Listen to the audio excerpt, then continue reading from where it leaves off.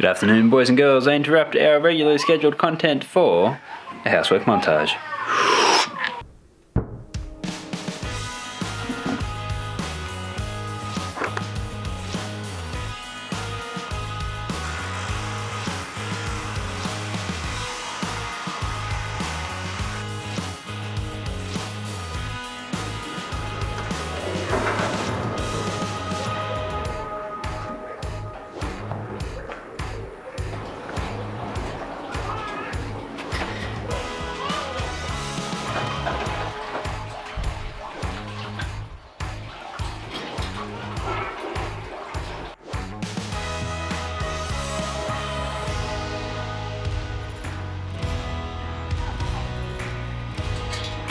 I think she knows she can't get out now.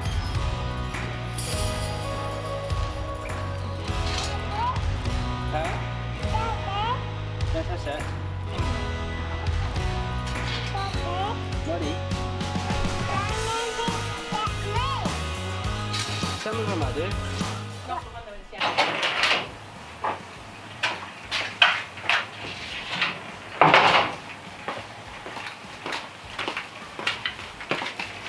Alright, job number one done.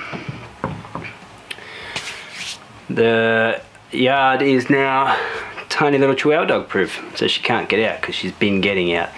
We had all sorts of, what would you call it, intermediate, I don't know, like things just blocking her way, but now she can't get out at all.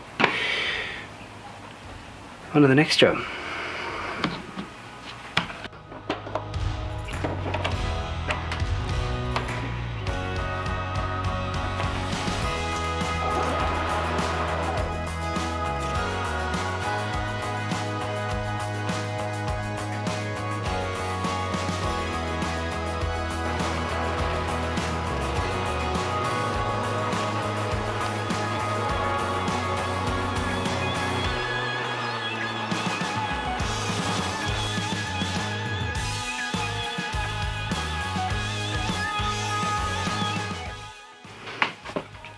It's 20 to 5, I have a shoot in an hour at Soldiers, which means I need to leave in about 45 minutes.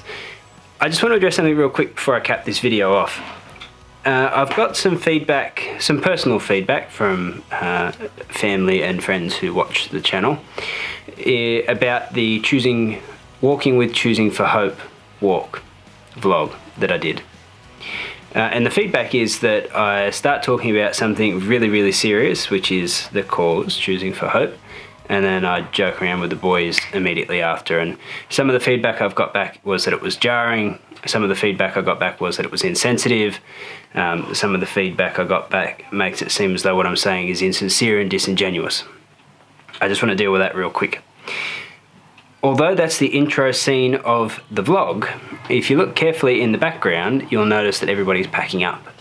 That was actually after the vlog had finished, after the event had finished.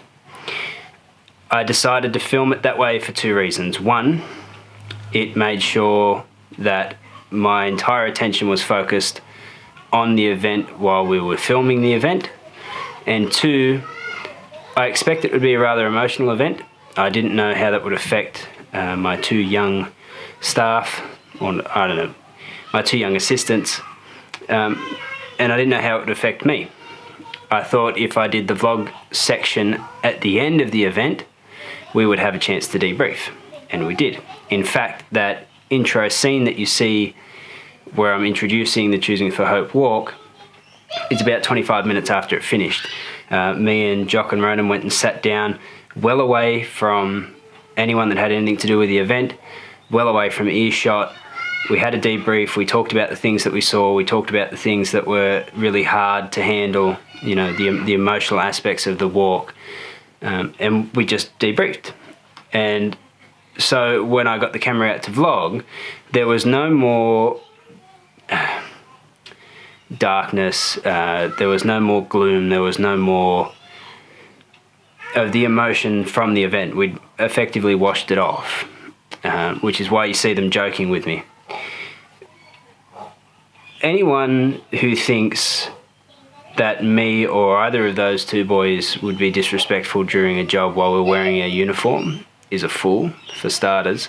And secondly, come on, you don't really think I'd be that disrespectful, do you?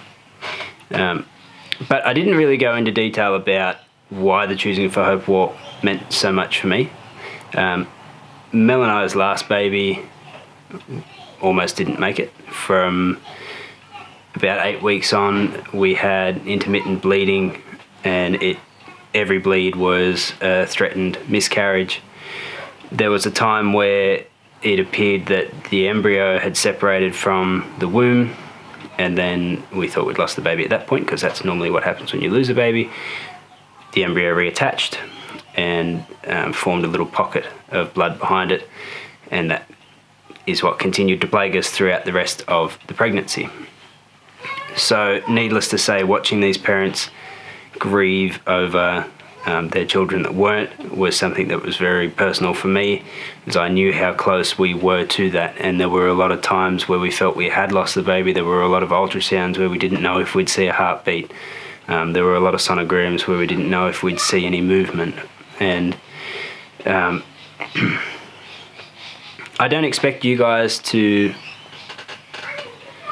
know that about me, and so I don't expect you to, hold comments about me being disrespectful or anything like that. But I just wanted to assure all my viewers and anyone who was a part of the Choosing for Hope walk that we have the utmost sympathy and sincerity for you and your loss.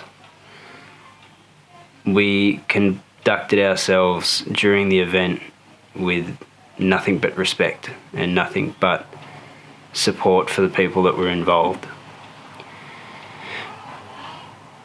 I don't think the boys were out of place making their jokes. Like I explained, we had debriefed, we had calmed down, chilled out, and we were well away from anyone.